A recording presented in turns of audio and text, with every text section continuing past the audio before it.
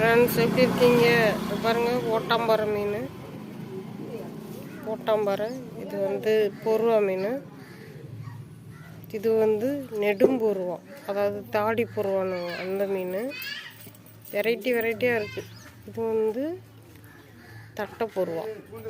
இது ஒரு பொருவா மீன். இது வந்து தட்டை பொருவா, தாடி பொருவா. இது கார மீன், காய வைக்கிறோம்.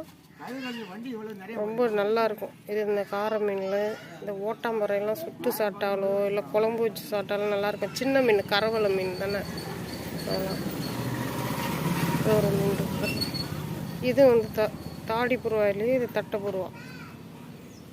இது ஓட்டாம்பறை மீன். இது வந்து சுரும்புக்காரை.